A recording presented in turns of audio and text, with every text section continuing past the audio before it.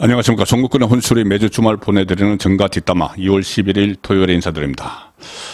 오늘 정가 뒷담화에서는 어제 발표됐죠. 국민의힘 전당대회 컷오프 통과자 이 순위와 득표율은 발표가 되지 않았는데 대략적인 그 내용은 지금 거의 확인이 되고 있습니다.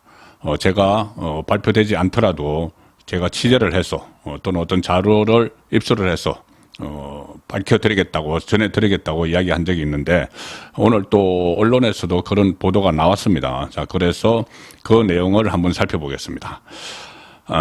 일단 그 4명이, 대표 후보는 그 4명이 이 컷오프를 통과했다고, 선거 경선관리위원회가 발표를 했죠. 그 4명은 이 김기현, 안철수, 천하람, 한교안입니다. 가나다 순이죠. 이 당에서는 순위를 발표하지 않기로 했기 때문에 그냥 가나다 순으로 이렇게 4사람이 이 본 경선에 나간다. 김기현, 안철수, 천하람, 한교안 가나다 순인데 우선 먼저 말씀드리면은 이 가나다 순이 지금 득표 순과 똑같은 걸로 지금 확인이 되고 있습니다. 그 전에 그 여론조사를 보면은 일반 국민 중에서 국민의힘 지지층을 대상으로 계속 여론조사를 했죠. 그래서 그 조사 결과는 김기현, 안철수 엎치락뒤치락 했는데 최근에는 또 김기현 후보가 더 앞선다는 조사 결과도 나왔죠. 그런데 그 국민의힘 지지층, 일반 국민 중에서 국민의힘 지지층이 실제 투표를 하는 것은 아니고 책임 당원들이 투표를 하죠. 책임 당원이 이번에는 전체 84만 명 중에서 컷오프는 여론조사를 실시가 됐습니다. 책임 당원을 대상으로 한 여론조사. 그래서 6천 명이 참여를 했습니다. 그래서 2천 명씩 무작위로 뽑아서 3개 여론조사 업체가 그 여론조사를 취합을 해서 발표를 한 겁니다.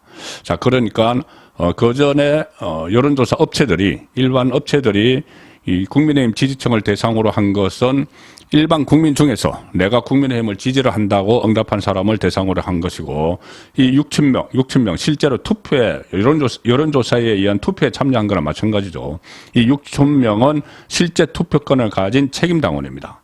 자, 그런데 지금 책임 당원들의 표심과 일반 국민 여론조사에서 나타난 표심이 좀 비슷하다. 물론 완전히 완벽하게 일치하는 것은 아니지만 비슷하다. 자, 그런 결과가 어제 컷오프 투표에서 지금 확인이 된 걸로 나오고 있습니다. 지금 국민의힘 선관위는 이 순위가 밖으로 새어나가면은 아무래도 여러 가지 그 경선에 영향을 미칠 수가 있죠. 밴더 웨건 효과. 그러니까 앞서 나가는 후보는 밴더 웨건 효과를 막 노려서 계속 치고 나갈 것이고, 뒤처지는 후보는 언더독 효과. 그러니까 투견을 할 때 밑에 깔린 계획에 이렇게 동정심이 가죠.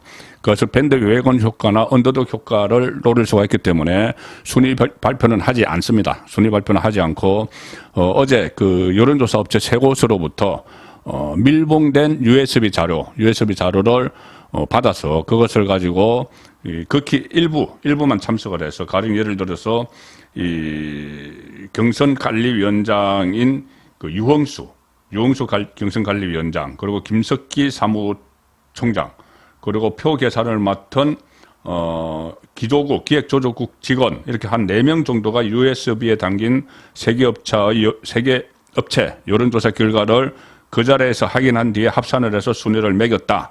그리고 유흥수 위원장은 선관위 회의에서도 정보가 나가면 진짜 큰일 난다. 이거 잘 지켜라. 하지만 이것을 다루는 사람이 워낙 많죠. 당 안에서도, 당직자 안에서도 이것을 실무적으로 다루는 사람이 있고, 또 여론조사 업체에서도 실무적으로 다루는 사람들이 있고, 그래서 어디서 나오는지는 모르지만 추론은 할 수 있지만은 확실하게 말은 못하지만은 이 결과들이 밖으로 나옵니다. 밖으로 나서 정확히 이 수치까지 보도는 되지 않고 있지만은 취재 결과는 확실하게 취재를 했으면 이것을 보도를 하기도 하죠. 2021년 이준석과 나경원 이렇게 맞붙었던 당대표 경선 때도 그때 결과가 나왔습니다. 그때도 컷오프를 했죠. 컷오프 결과가 밖으로 새어 나왔는데 나중에 끝나고 나서 확인을 해보니 거의 그 팩트와 일치를 했습니다. 그래서 이번에도 나오는 이 내용들이 아마 팩트일 것이다. 자, 이런 분석이 가능하죠. 선관위가 순위와 득표율을 공개를 하지 않았기 때문에 어제 오늘 온라인상에는 여러 가지 각 후보가 득표율이 가장 누가 높았다거나 뭐 이런 이야기들이 나오는데, 일단 제가 좀 여기저기 파악을 한 바, 취재를 한 바도 있지만 그것을 제가 이야기해드리는 것은 너무 주관적이고, 지금 조선일보 그리고 TV조선에서 그 인터넷판에 이것을 보도를 했습니다. 보도를 했는데 구체적으로는 보도하지 않았지만은 대략적인 이 순위를 보도를 했는데, 그 보도 내용과 제가 또 이렇게 파악을 한 것이 비슷하기 때문에 그것을 중심으로 소개를 드리겠습니다.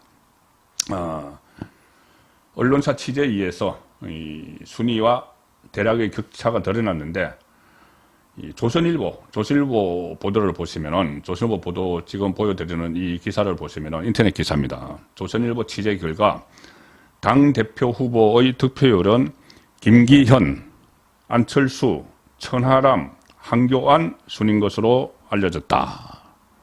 그 윤상현, 조경태는 탈락을 했죠. 뭐 두 사람의 순위는 별 의미가 없는 것이고, 이제는 이 네 사람의 순위가 1위 김기현, 2위 안철수, 3위 천하람, 4위 한교안. 그러니까 가나다 순 그대로죠. 그대로 이 득표를 했다는 겁니다. 그리고 조선일보는 여권 핵심 관계자의 말을 빌어서 득표율이 50%를 넘는 후보는 없었다, 이렇게까지 보도를 합니다. 득표율이 50%를 넘지 않았으면은 이것은 이 결선 투표를 가는 거죠. 1위가 50%를 넘지 않으면은. 자, 이 보도가, 이 지금 조선일보 보도가 그제 이것이 그 책임당원 중심으로 여론조사를 실시되고 있는 와중에 펜앤마이크가 보도를 하나 있죠. 그래서 논란이 일어났습니다. 펜앤마이크가 한창 투표가 실시가 되고 있는데, 여론조사에 의한 투표가 실시가 되고 있는데 그 당 관계자의 말을 빌어서 보도를 했습니다. 김기현이 1위를 달리고 있는데 과반수는 못 넘었다. 50%는 못 넘었다. 이 보도를 해서 논란이 일어났는데, 지금 결과가 그것과 같다는 것이 또 조선일보의 취재 결과입니다. 이 득표율이 50%를 넘는 후보는 없었지만 1위 김기현, 2위 안철수, 3위 천하람, 4위 한교안. 자, 그런데 그 2위 안철수와 그다음에 3위, 4위 천하람, 한교안 격차도 상당히 크다.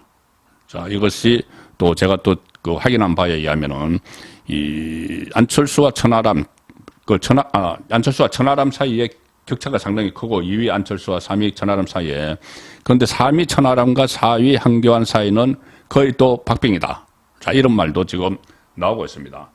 이거를 제가 수치로는 말씀을 드릴 수가 없지만 이것과 비슷한 여론조사가 어제 하나 발표가 됐습니다.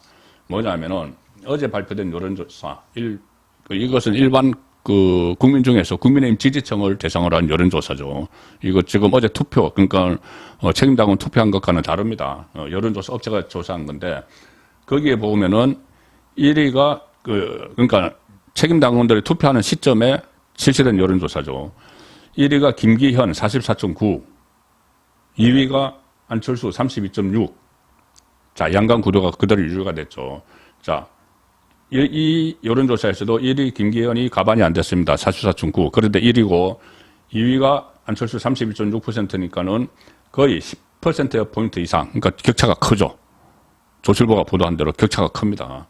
그리고 그 다음에 한교안 6.9, 천하람 5.1. 여론조사는 이렇게 나왔습니다. 그런데 서로 비슷하죠. 뭐 6.9나 5.1이나 비슷한데, 이 실제 책임당원 투표에서는 천하람이 박빙의 차로 한교안을 앞섰다. 그런데 2위 안철수와는 상당히 격차가 벌어졌다. 자, 그런 말들이 지금 여의도 정가에서 나오고 있습니다.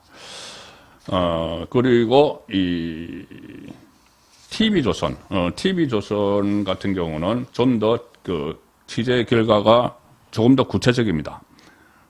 가반 지지를 받은 후보는 없었던 대신 1, 2위 간 격차는 컸던 것으로 알려졌다. 뭐 조선일보와 같은 보도네요. 1, 2위 간 격차는 컸다. 가반은 없었지만은. 그래서 1위 김기현이 2위 안철수를 여유 있게 따돌렸다. 자, 이런 보도를 같은 조선일보 계열인 TV조선에서도 했습니다. 정리를 해드리면은 지금 네 사람, 당에서 그 컷오프를 통과했다고 발표한 네 사람, 그 가나다 순으로, 김기현, 안철수, 천하람, 황교안 이렇게 돼 있는데 실제 득표율도 김기현, 안철수, 천하람, 황교안 순이었고, 김기현 1위를 했지만 50%를 못 넘었고, 김기현과 1위 김기현과 2위 안철수 격차는 크고, 그 다음에 안철수 2위 안철수와 3위 천하람의 격차도 크다. 그런데 3위 천하람과 4위 황교안의 격차는 그다지 크지 않다. 자, 이렇게 정리를 해드리겠습니다.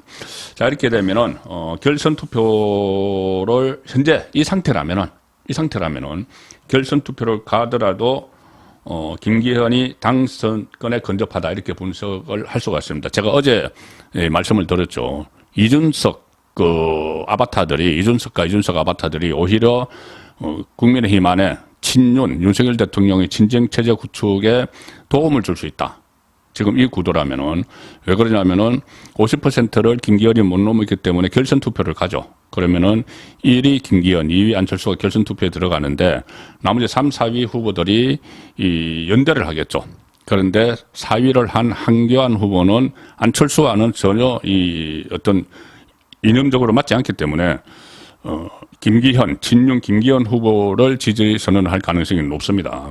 그런데 3위 천하람은 지금 공언을 하고 있죠. 뭐라고 이야기하냐면은 본인이 이 결선에 못 가고 1위 김기현, 2위 안철수든 어쨌든 안철수, 김기현, 안철수가 결선 투표에 가면은 본인은 누구도 지지하지 않겠다, 빠지겠다 이 이야기를 하는 겁니다. 자, 그렇기 때문에 도식적으로 보면은 결국 결선 투표에 가게 되면은 김기현 표에 황교안 표가 같이 붙게 되고 안철수 표에는 다른 표가 붙을 게 없습니다. 천하람이 빠져버리니까. 물론 이 책임당원들이 내가 처음에 지금 천하람을 지지했다 아니면 황교안을 지지했다가 황교안을 지지했는데 황교안이 내가 그 김기현을 지지한다, 지지선언을 한다고 해서 쭉 따라가지는 않겠죠. 책임당원들이 쭉 따라가지는 않겠지만은 그래도 아주 그 열성 지지파들, 열성 지지층들, 황교안에 대한 열성 지지층, 아니면 천하람에 대한 열성 지지층은 그 본인이 지지했던 후보가 결정하는데 어느 정도는 그 일부분이지만은 따를 수는 있다. 그리고 결선 투표는 박빙의 승부이기 때문에 그것이 승부를 가릴 수가 있습니다. 그래서 김기현은 플러스 황교안 표를 가져가게 되고. 그래서 가반을 넘어서 결선에서 당선될 가능성이 높다.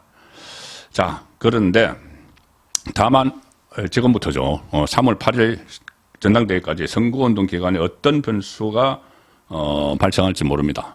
일단 그 선거운동 기간 동안 그 권역별로 각 전국을 돌면서 7번의 합동 연설회가 있죠. 그리고 또 TV 토론회가 있습니다. TV 토론회가 4번 열리는데 그 TV 토론회에서 누가 실력을 발휘를 하는가, 누가 또 결정적인 실수를 하는가, 뭐 이런 부분들도 있고, 특히 이 경선을 하는 과정에서 어떤 돌발 사고가 일어날 수도 있습니다. 말 실수를 크게 한다든가 이런 또 변수들이 있기 때문에 좀 더 지켜봐야 되겠지만 어쨌든 현재로서는 김기현이 가장 그 유리한 위치에 서 있다. 구도상으로나 아니면 현재의 지지율이나 득표율이나 다 그렇게 돼 있습니다. 최고위원도 지금 영향을 미치게 되죠. 최고위원들이 최고위원회의에서 또 여러 가지 영향을 미쳐서 윤석열 대통령 입장에서 친정체제를 구축을 하려면은 친윤 최고위원들이 또 많이 지도부에 입성을 해야 됩니다. 이 일반 최고위원을 4명을 뽑고 청년 최고위원 1명 뽑아서 5명이 되죠. 그런데 4명을 뽑는 일반 최고위원 선거에는 일단 8명이 그 컷오프를 통과를 했는데 그 중에서 이 친윤계의 성산이 상당히 높습니다. 가령 김병민,